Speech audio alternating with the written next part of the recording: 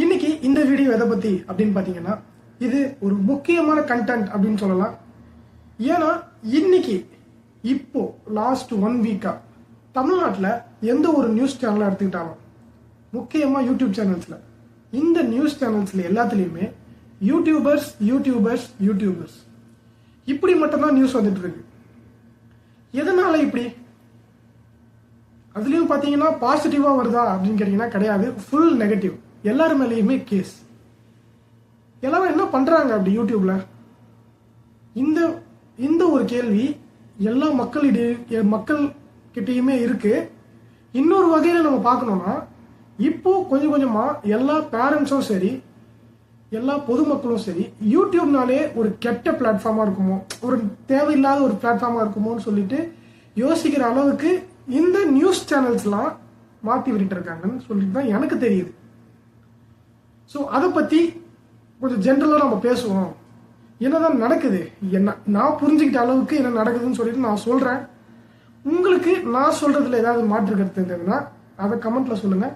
சரி, வாங்க வீடியோக்குள்ள போகலாம். இது உங்கள் நரேன்சியூ, நான் உங்கள் நரேன். Welcome to நரேன்சியூ. யாராவது ஃபர்ஸ்ட் டைம் சேனலுக்கு வரீங்கன்னா சப்ஸ்கிரைப் பண்ணிட்டு ஃபாலோ பண்ணிக்கோங்க. இந்த மாதிரி புது புது வீடியோஸ் உங்களை வந்து சேரணும் அப்படின்னு சொல்லிட்டீங்கன்னா நோட்டிஃபிகேஷன் தட்டி வச்சுக்கோங்க. அப்போ தான் டெய்லி காலையில் உங்கள் ஃபோனுக்கு என்னோட நோட்டிஃபிகேஷன் கண்டிப்பாக வரும். வாங்க வீடியோக்குள்ள போகலாம்.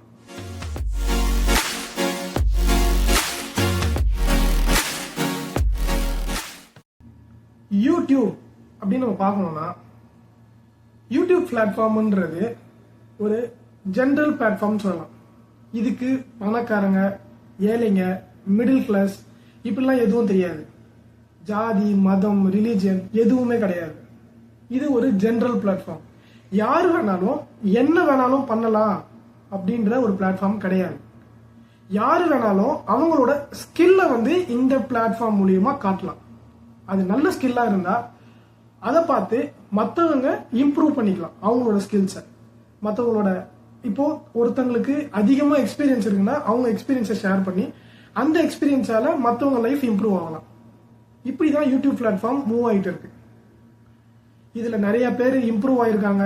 நிறைய பேர் லைஃப்ல பயங்கரமா சாதிச்சவங்களா இருக்காங்க. பெரிய பெரிய பிசினஸ் மேனா இருக்காங்க. பெரிய பெரிய கோடீஸ்வரங்களா இருக்காங்க இந்த யூடியூப் பிளாட்ஃபார்மை வச்சு. பட் இந்த பிளாட்ஃபார்ம் தமிழ்நாட்டில் இப்போ எந்த அளவுக்கு போயிட்டு இருக்கு அப்படின்னா, இந்த பிளாட்ஃபார்ம்ல வந்து தேவையில்லாத கண்டென்ட்டை போடுறாங்க, தப்பு பண்றாங்க, ரூல்ஸ் மீறாங்க, தேவையில்லாத பேசுறாங்க, அசிங்கமான வார்த்தைகளை யூஸ் பண்றாங்க. இப்படின்னு சொல்லிட்டு நிறைய நிறைய நிறைய கேஸ் எல்லார் மேலேயுமே அபிஷியல் கேஸ் ரிஜிஸ்டர் பண்றாங்க. மென்ஷன் பண்றது என்னன்னு பாத்தீங்கன்னா யூடியூபர்ஸ் அப்படின்னு. ஸ்பெசிஃபிக்கா சொல்லணும்னா டிடிஎஃப் வாசனை சொல்லலாம், விஜய் சித்து இப்போ ரீசெண்டா, மணின்ற ஒரு யூடியூபர், இர்ஃபான், இவங்க எல்லாருமே ஏதோ ஒரு மூலியமா தப்பு பண்றாங்க. அதனாலதான் அவங்க மேல கேஸ் போடுறாங்க. பட் எது மூலியமா தப்பு பண்றாங்க அப்படின்னு பார்க்கணும்னா யூடியூப் மூலியமா தான். யூடியூப்ல நிறைய ரூல்ஸ் அண்ட் ரெகுலேஷன்ஸ் இருக்கு. இந்த ரெகுலேஷன்ஸ் இல்லாம பர்டிகுலர் சிட்டி, கண்ட்ரி அப்படின்னு எடுத்து பார்க்கணும்னா அவங்களுக்கும் நிறைய ரூல்ஸ் அண்ட் ரெகுலேஷன்ஸ் இருக்கு, நிறைய லா இருக்கு. இதெல்லாம் ஃபாலோ பண்ணணும். பட் இருந்த 4 பேர் ஃபாலோ பண்றதுனால இப்போ எப்படி ஆயிப்போச்சுன்னா, யூடியூபர்னாலே தப்பா தான் பார்ப்பாங்க, தப்பா தான் பண்றாங்க, தப்பு தான் பண்றாங்க அப்படின்னு ஆயிடுச்சு. பட் யூடியூப்ல தப்பு பண்றாங்களா அப்படின்னு பார்த்தோம்னா கொஞ்சம் பேர் பண்ணதான் செய்யறாங்க. தப்பு பண்ணாத ஃபீல்டு அப்படின்னு சொல்லிட்டு எதுவுமே கிடையாது. பட் சில பேர் பண்ற தப்பால நிறைய பேர் சாதிக்கணும்னு நினைக்கிறவங்க, தன்னோட லைஃபை இம்ப்ரூவ் பண்ணணும்னு நினைச்சுக்கிட்டு உள்ள வரவங்களுக்கு இது ஒரு தடையா அமைய நிறைய சான்ஸ் இருக்கு. இதுக்காக தான் நம்ம இதை பத்தி பேசியே ஆகணும் அப்படின்னு சொல்லிட்டு நான் இதை பத்தி பேசுறேன்.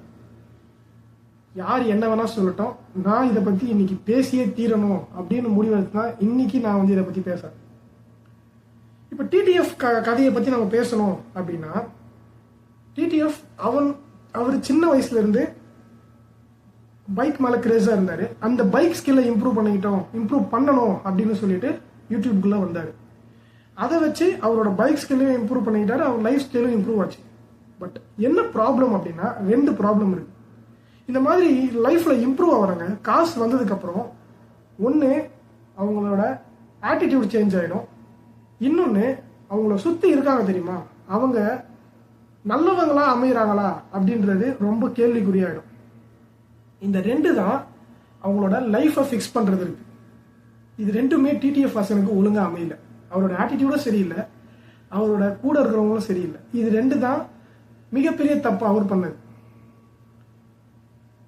நிறைய பேருக்கு இந்த காஸ்ட் வந்ததுக்கு அப்புறம் ஆட்டிடியூட் இருக்கு தெரியுமா, இந்த ஆட்டிடியூட் தான் அவங்களோட லைஃப் சேஞ்ச் ஆகிறதுக்கு ரொம்பவுமே முக்கியமான காரணமா இருக்கு.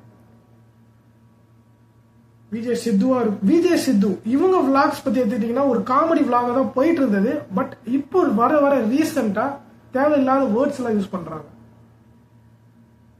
இர்ஃபான் வியூ பொறுத்த வரைக்கும் மக்களுக்கு தேவையான கண்டென்ட் தான் எடுத்து கொடுப்பாரு.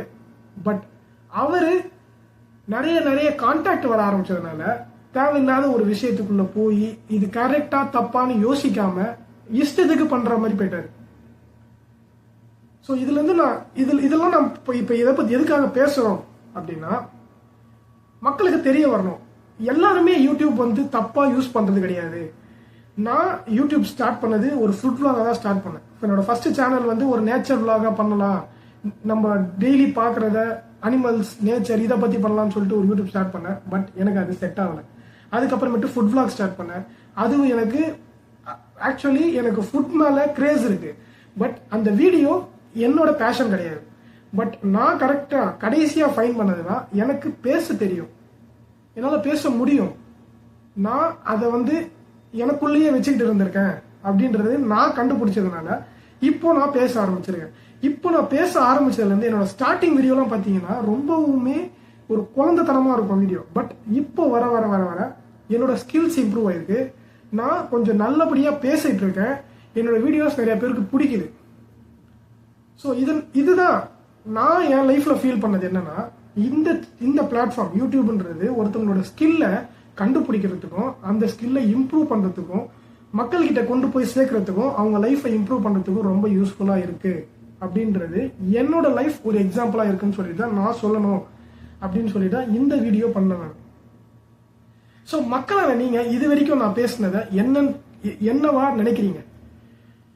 உங்களுக்கு யூடியூப் மேல கோவம் இன்னமும் இருக்கா, இல்ல யூடியூபர்ஸா தப்பு பண்றாங்க நீங்க நினைக்கிறீங்களா? யூடியூப் எப்பவுமே தப்பு கிடையாது. எந்த ஒரு பிளாட்ஃபார்மும் தெரியும். யூடியூப், ஃபேஸ்புக், இன்ஸ்டாகிராம் இந்த மாதிரி நிறைய பிளாட்ஃபார்ம் இருக்கு. எல்லாமே நம்ம எப்படி யூஸ் பண்றோமோ அதை பொறுத்து தான். நம்ம தப்பா யூஸ் பண்ணா அது தப்பு தான். ஒரு பழைய கோட் இருக்கு, என்னன்னா ஆயுதத்தை கையில் எடுக்கிறத விட பெண்ணை கையில் எடுத்தா வாழ்க்கை நல்லா இருக்கும் அப்படின்னு சொல்லுவாங்க. பட் அந்த பெண்ணையே யார் கையில் எடுக்கிறாங்கன்றது தான் முக்கியம். அறிவுள்ளவங்க பெண்ணை கையில் எடுத்தா அறிவு இம்ப்ரூவ் ஆகும். அதுவே ஒரு கில்லர் கிட்ட நீங்க பெண்ணை கொடுத்தீங்கன்னா அந்த கில்லும் ஆயுதமா, அந்த பெண்ணும் ஆயுதமா தான் மாறுமே தவிர அது ஸ்கில்லா மாறாது, அது அறிவா மாறாது, மற்றவங்களுக்கு அறிவா போய் சேராது. இதை சொல்லிட்டு நான் இந்த வீடியோ முடிச்சுக்கிறேன். இந்த வீடியோல